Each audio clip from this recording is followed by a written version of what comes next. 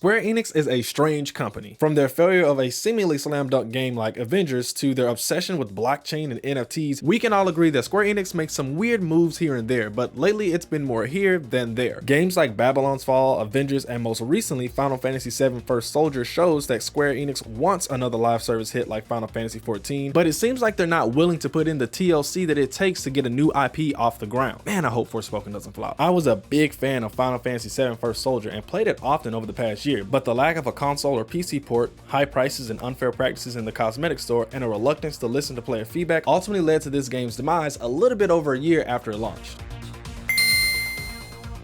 Hello world and all who inhabit it, it is I, the Great Saiyaran, and even though Square Enix messed up Final Fantasy VII First Soldier, Crisis Core Reunion was pretty good. In fact, I'm giving away a free copy of this game on the Nintendo Switch, so be sure to leave a like, comment down below, and subscribe, and for more ways to enter, check out the link in the pinned comment below. Good luck! Now on with the video. Square Enix has been making the best decisions lately, but they haven't been taking L's either. Questionable moves like launching Final Fantasy Pixel Remaster on mobile and PC, and taking a whole year to port them to console, releasing the physical edition in the middle of the night on a Sunday, and charging $80 for these old games are just some of the weird decisions they've made. And what the f was Babylon's Fall? But they've also made some great moves like porting Nier Automata to the Switch and it being one of the best ports on the console, or them bringing back hits like Tactics Over and Live Alive, two games we never thought we'd see again. They've also popularized this beautiful HD 2D art style that is an absolute hit in games like Octopath Traveler and Octopath Traveler 2. And they have an absolute meme hit of a game with Power Wash Simulator, and Final Fantasy VII Crisis Core Reunion was one of my favorite games of 2022. Square Enix is a weird company and I consider them the king of JRPGs, but for some reason they wanted to make a battle royale shooter. It's like they had this Eastern IP but wanted to appeal to Western audiences, so they just added guns. And it totally worked. I was hooked from day one. Final Fantasy VII is one of my favorite mobile games. It's a battle royale set in the Final Fantasy VII universe where Shinra is starting the soldier program, so you kill everyone else to be the one they choose. The game was released in November of 2021 and its official last day on Earth is January 11th, 2023. A 13-month lifespan is kinda embarrassing. It plays well on touch and with a controller. The concept is actually pretty cool, and they constantly added content to this game so it felt fresh. With so much going on for it,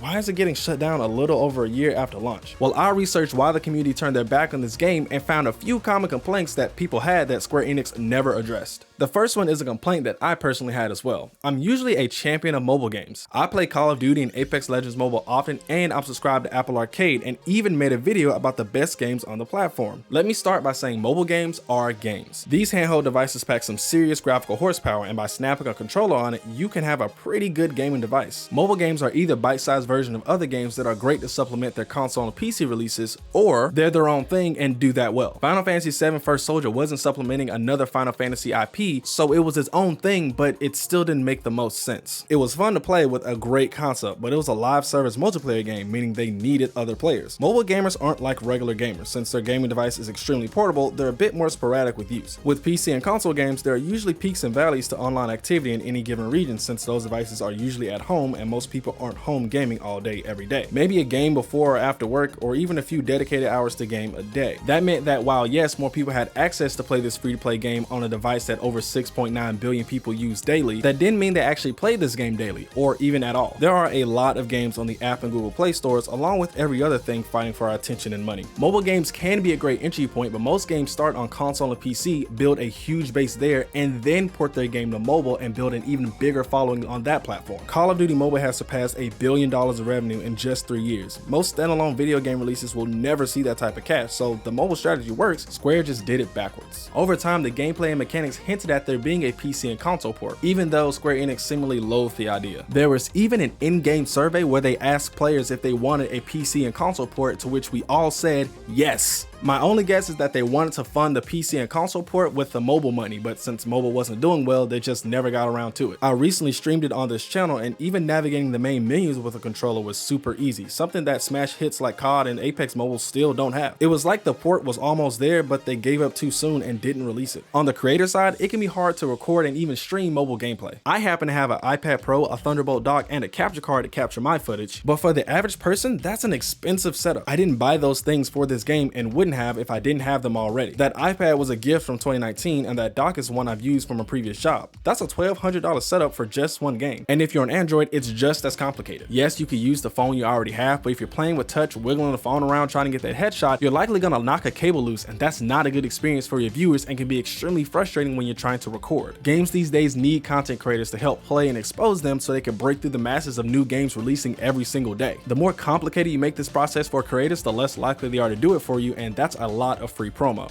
Whew, that was a lot for reason number one, but that was also the main reason why this game flopped. The second is because of the cosmetic store, the game's main source of revenue. Cosmetics and free-to-play games have become pretty standard and even have begun to creep their way into paid games via DLC, pre-order bonuses, and some just flat out have loot boxes. I don't hate this because I can just not buy it. I usually don't complain about these things, I just vote with my wallet. If the main game and source of entertainment is free, then I can't really be too mad at an optional feature. And if I'm really enjoying the game, I'll spend money, but I've only done this with 3 games: Dragon Ball Legends, Apex Legends on console and PC, and Marvel Snap, one of the games I really didn't expect to fall in love with last year. I really think that First Soldier could have been the 4th, but I didn't have faith that this game would last and I didn't want to waste my money. Also, the prices are extremely expensive. It's like $10 for a skin, and some you can't even buy. You have to use a loot box system to get, which that's normal, but what isn't normal is that you can pull duplicates. If you're gonna do loot boxes, you shouldn't do them that way. I play games with loot boxes and usually they give you extra spins or premium credits if you pull the same item twice. Some games like Genshin Impact even encourage you to land on the same thing twice to level up the item or character and make them stronger. But with cosmetic items, that's usually not the case. The skins don't make you more powerful, and if they did, that would break the game where you literally play against other people. Because you could get duplicate items and the chances to get lower tier items were high, but the chances to get high tier premium items were low, you could spend hundreds or even thousands of dollars to get the item you want, since your odds never change even after you claim a majority of items in the pool. That's scummy. Once again, these are optional, but if you're a fan of Final Fantasy or just a big fan of this game, then you're likely to spend money, and if you have a horrible experience, then you're not gonna spend more. If the community collectively decides to stop spending money, or the top 2% of players who are whales and drive most of the game's revenue slow up, then your game becomes unprofitable quick. And at the end of the day, these are for-profit entities. Thirdly, this game just didn't listen to the community. In-game surveys and social media pages and emails specifically for First Soldier asking for player feedback, but no one listened. Blitz is a popular YouTuber and streamer and was even an ambassador for the game, but stepped back due to the lack of implementation of the changes that he and other ambassadors had for making this game successful. It seemed like Square just thought because it was Final Fantasy and the mechanics were good,